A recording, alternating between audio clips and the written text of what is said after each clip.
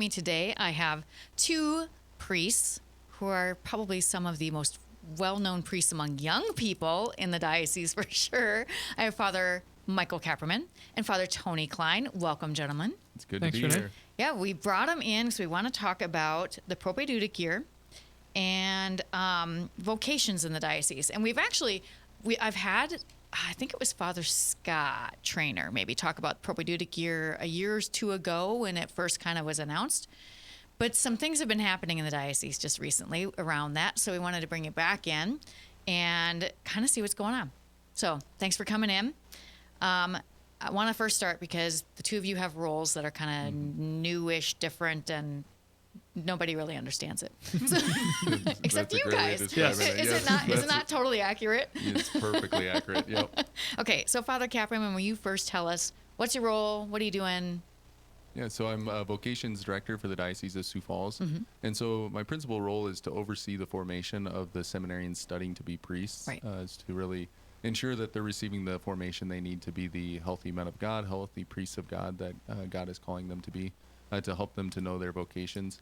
And then as a fruit of that, I also do some outreach of inviting new men to also enter into seminary, but principally my work is to ensure that the men who are studying as seminarians for the Diocese of Sioux Falls receive the formation they need to be the saints of God, and God, if God wills it, the priest of God that they're called to be. Right. And really the big difference in this role this time is you do not have a parish. I don't have a parish. In the past, the Vocations Director has had a parish as well.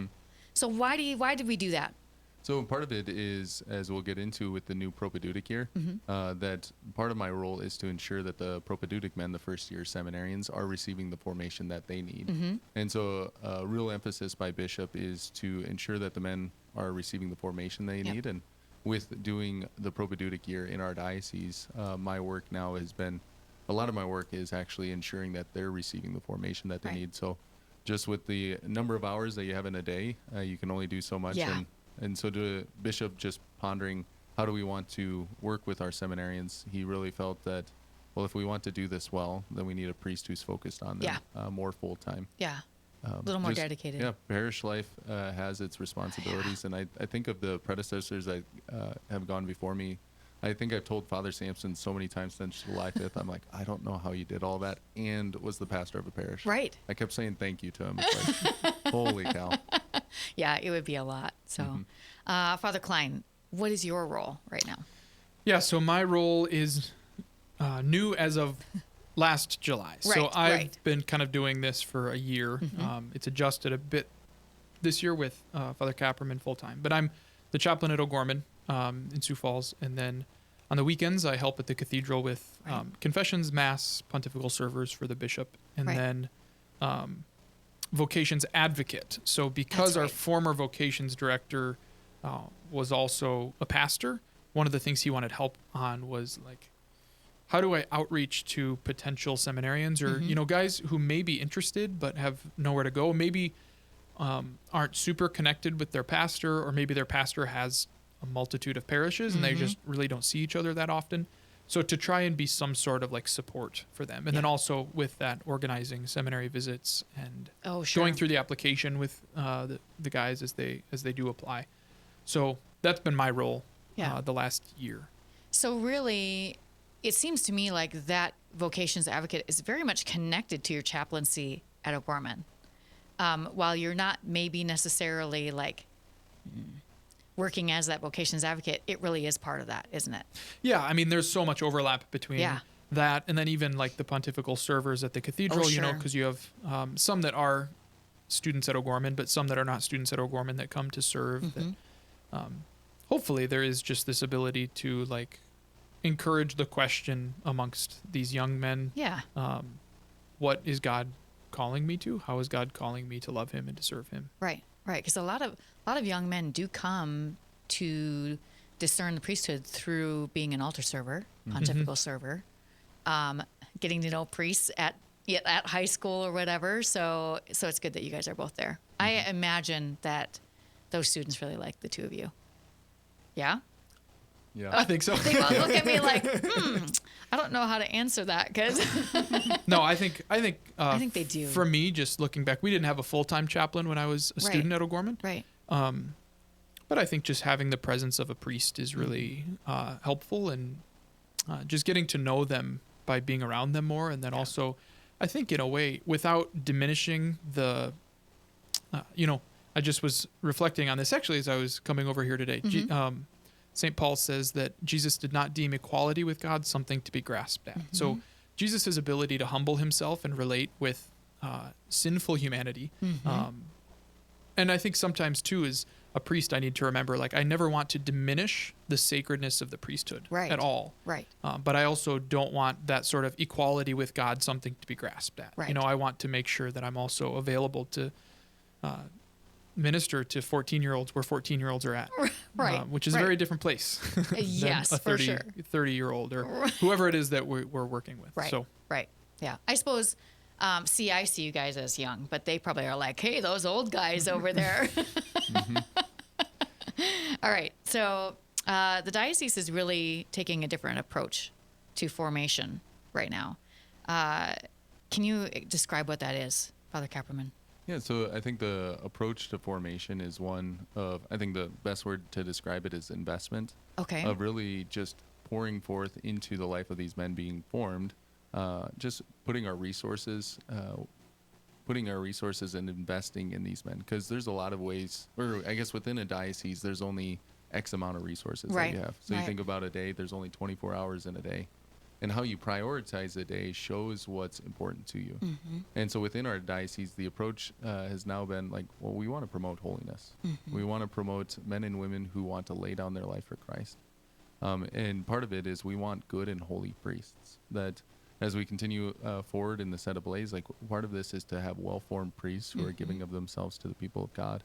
And if that's a priority in the diocese, then we want that to be a priority in formation. Yeah. And I think a very concrete way is with the propaedeutic year. So with the propaedeutic year, it's a brand new thing in the life of the church. And most people, when they view seminary formation, they think of going off to a seminary. Right. Like, for example, the seminaries we use are in St. Paul and in Winona.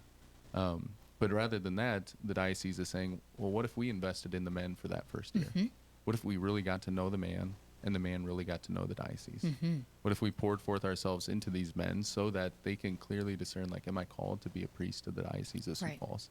Right. And so really just it's an investment by the diocese, ensuring that our men are receiving the formation that they need. And then for their own discernment's sake, for them to know the diocese and to say, like, could I lay down my life for these people, for the people of God in Eastern South Dakota? Yeah. Probably a question they didn't really ask themselves before. It was, I think of my own time in seminary. It was a little difficult discerning diocesan priesthood when you weren't in the diocese. Sure. And every time you came back in the summer, you're like, oh yeah, I'm definitely called here. Like, I love it here. But then during the year, you were doing a lot of academic studies. It was a whole different environment.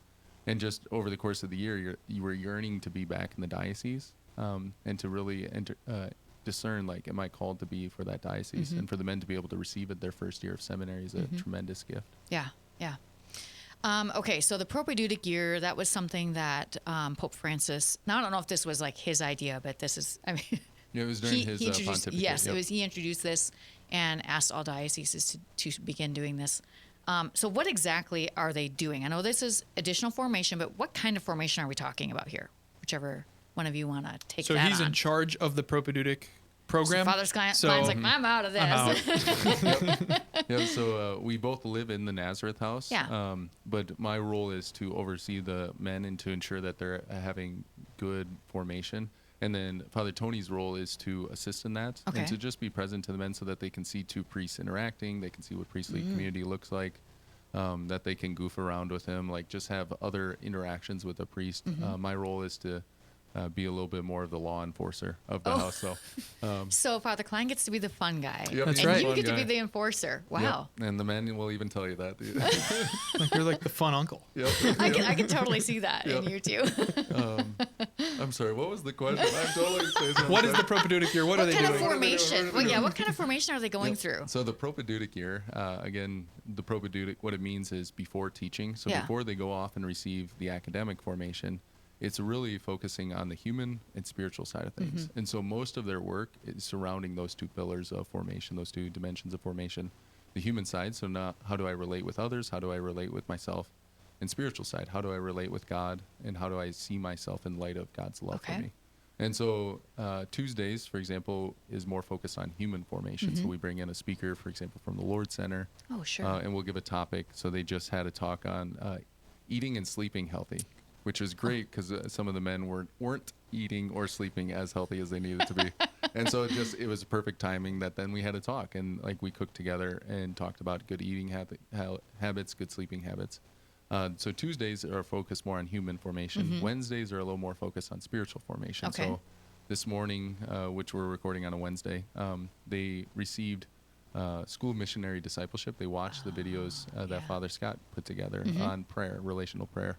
And they just have time to unpack their relationship with God on Wednesdays. Right. Thursdays, they'll go down to actually Mount Marty and receive formation from a professor down there, Dr. Jason Heron. And they'll take a class on Scripture and the Catechism. Oh, wow. Okay. To really know the voice of the Lord as he speaks through divine revelation that's found in Scripture, and divine revelation as it's found in the life of the church. And then Fridays, they actually do an apostolate. So they'll go serve, and the principal apostolate that they serve at is the O'Gorman Junior High. Sure. So they come over with me, one, for them to see how does this priest that they're living with, how does he interact with with students, and how does he do his apostolate, but also for them to be able to invest and cultivate what does spiritual fatherhood, what does that look like. And then Saturdays they'll serve with Father Tony with the Bishop's TV Mass, 4 o'clock with the pontifical service. Yep. And then, that's why we have so many right now. Oh, yeah. This is all making sense. Yep. And then Sunday, they actually go out to local parishes, and they'll serve Sunday morning masses at the local parish. So if we have Holy Spirit parishioners or St. Catherine Drexel parishioners listening, they'll probably have seen on Sunday morning the propaedeutic men serving in their parishes. Yeah. I guess one aspect, they also are involved at campus ministry at Christ the King. So Wednesday nights and Sunday nights, they go hang out with the campus ministry, mostly just to enter into friendships. Yeah. So they're not missionaries there. Yeah. They're just they're peers. Yeah. They're the seminarians. And so just for them to be able to cultivate good friendships with their peers surrounded by Christ. Yeah. And they've loved it. They went rock climbing with the crew. Like it's been awesome just seeing them interacting with their peers. Yeah.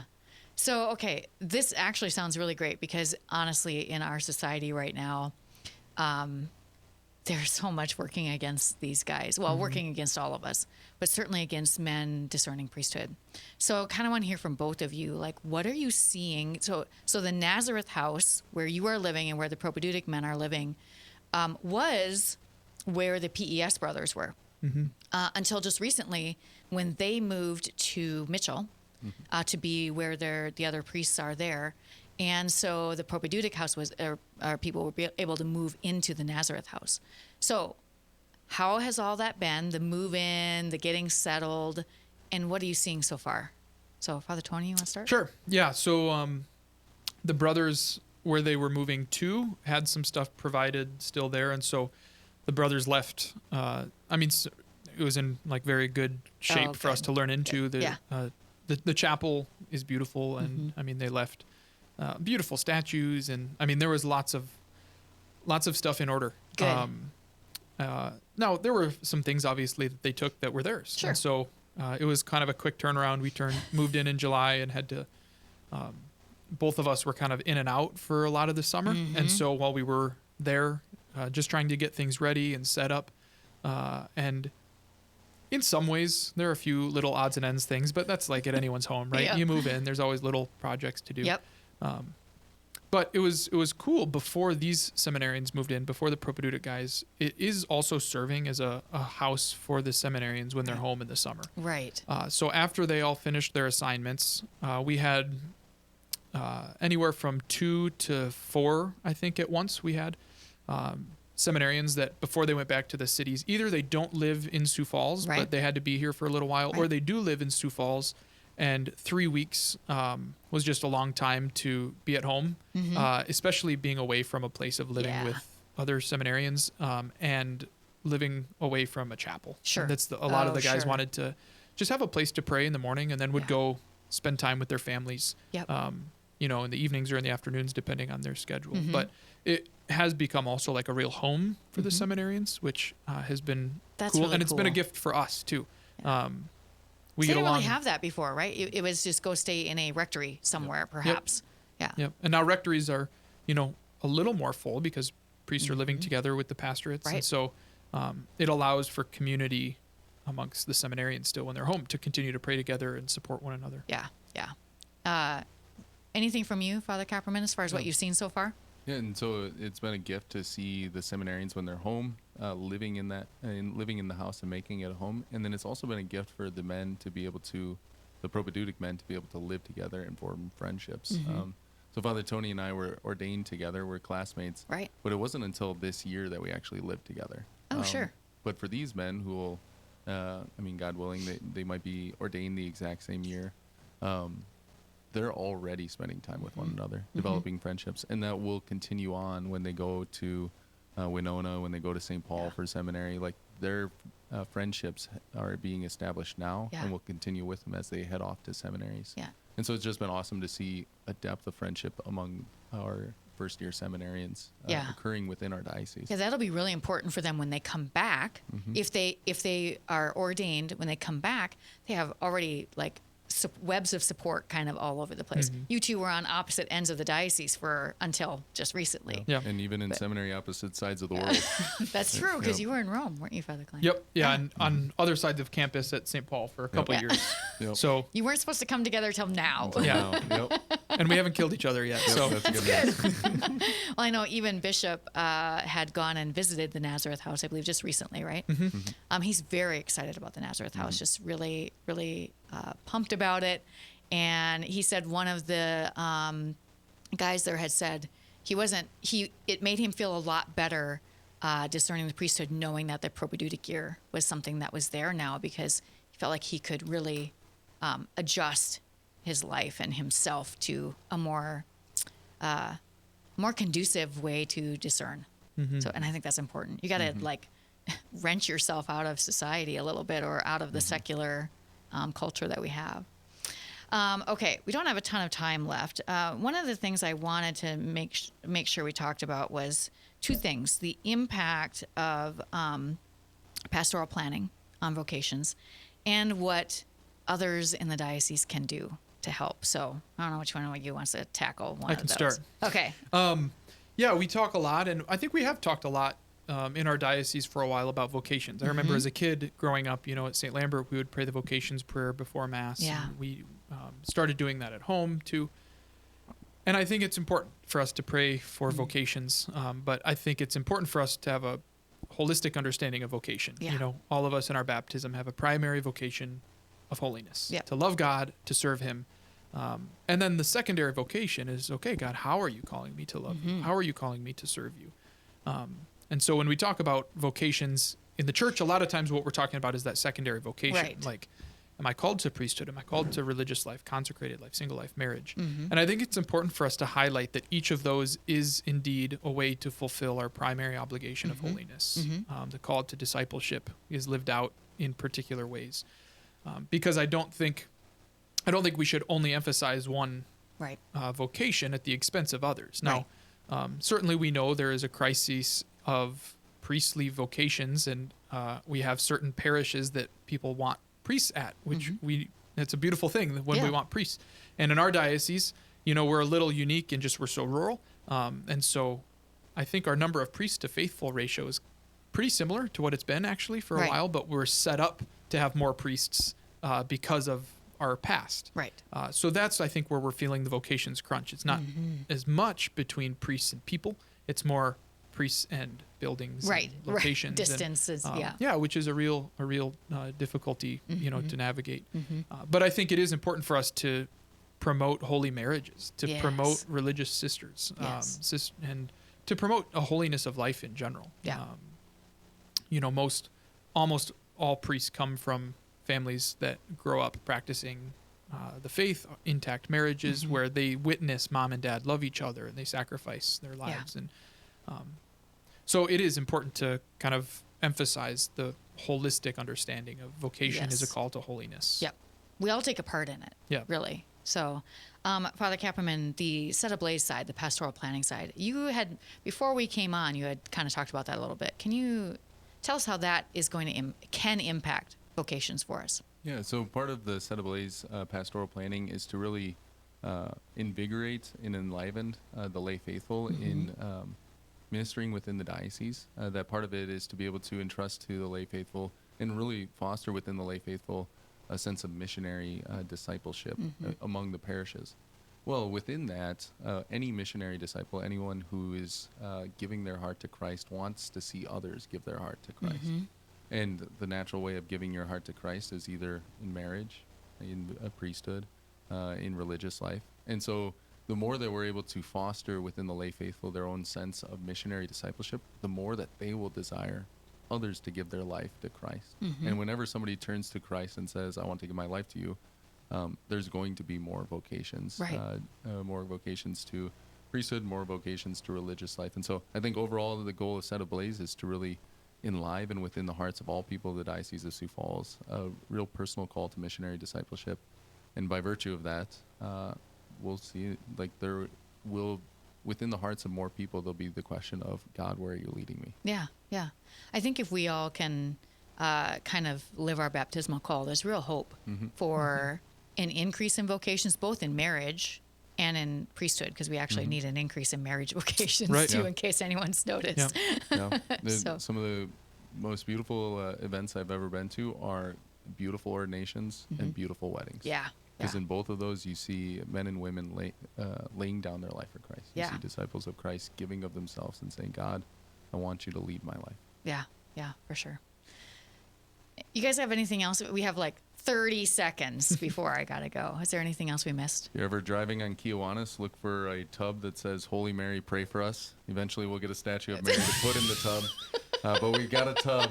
I've always wanted a bathtub with Mary in it. With eyes of faith. You can see it. So the house is right on Kiwanis. Do we need some donations collected or what? I think there's one in the works. There's one in the works on the way. But as of right now, there's no Mary in the bathtub. So. We'll watch for that and spread the word if we can. Thank you guys so much for coming in. And we'll have you come in again as we're going along and just see how the progress is and what's happening, because I think we should all kind of keep up on it. So thanks a lot. Thank you so much. You bet. If you haven't found us on social media yet, you can find us at Facebook, Instagram, Twitter, and YouTube at SF Diocese. And don't forget, this month in the Bishop's Bulletin, we have a survey that we are asking everybody in the diocese to take to tell us what you are looking for in your media. So you can find that in the Bishop's Bulletin and scan the QR code and take that survey. That's it for us today. Hope you'll join us again next week for more Catholic Views.